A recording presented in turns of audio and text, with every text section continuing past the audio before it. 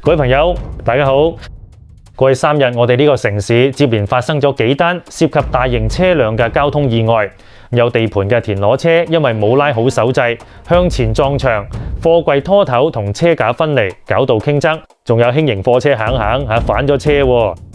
呢啲畫面經網絡同媒體傳開之後，震撼咗每一位市民嘅心。好彩嘅呢幾單驚心動魄嘅意外，最終都冇搞出人命，真係不幸中之大幸。不過好彩呢兩個字絕對唔可以成為我哋鬆懈嘅藉口。澳門地方細，馬路又窄，人車爭路嘅場面周街都係。大型車輛好似田螺車、貨櫃拖頭、送貨嘅貨車，佢哋係維持呢個城市運作嘅巨無霸喎，冇佢哋真係唔得。但係正因為咁重要，一旦佢哋發生意外，殺傷力同影響範圍往往遠大過普通私家車嘅事故。呢3日連續發生嘅意外，絕對唔係偶然嘅獨立事件。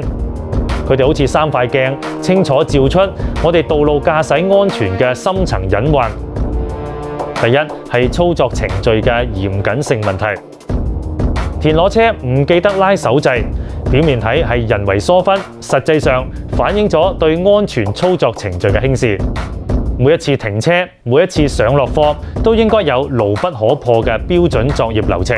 安全唔可以靠記憶，而係要靠習慣同制度。第二係車輛保養同裝載安全嘅警號。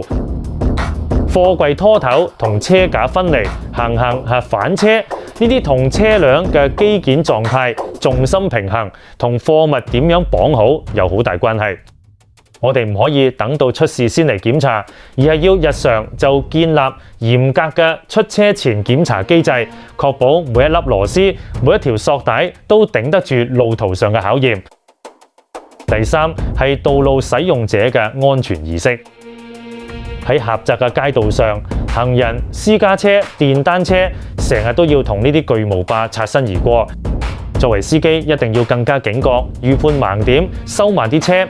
作為行人，都要留意唔好行喺大車嘅內彎位，保持安全距離。安全係雙方嘅責任。各位，意外冇搞出人命，係個天俾我哋一次寶貴嘅糾正機會。我哋絕對唔可以辜負呢份僥倖。運輸業界、司機從業員、政府監管部門，以至於每一位道路使用者，都要從呢幾單事故入面痛定思痛。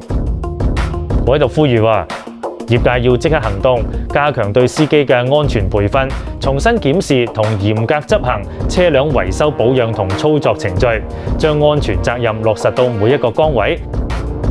司機要時刻提高警覺，上車前用多1分鐘檢查，行車時多1分忍讓，停車時多1分確認3分鐘嘅功夫，分分鐘避免咗成世人嘅遺憾。政府相關部門都要加強監管，針對大型車輛嘅營運安全做針對性嘅排查同執法，仲可以考慮喺技術層面推動，好似強制安裝倒車雷達、盲區監察系統呢類輔助安全設備。澳門係我哋共同嘅家園，我哋唔可以俾呢啲巨無霸變成市民心目中嘅猛獸，令佢哋繼續安全高效咁服務呢個城市，係我哋共同嘅願望，亦係我哋冇得推卸嘅責任。等我哋以呢3日為鑑，攜手守護每一條馬路嘅安全。但願由今日開始，我哋唔再需要靠好彩，而係靠實實在在嘅行動，令安全成為澳門道路嘅常態。多謝各位。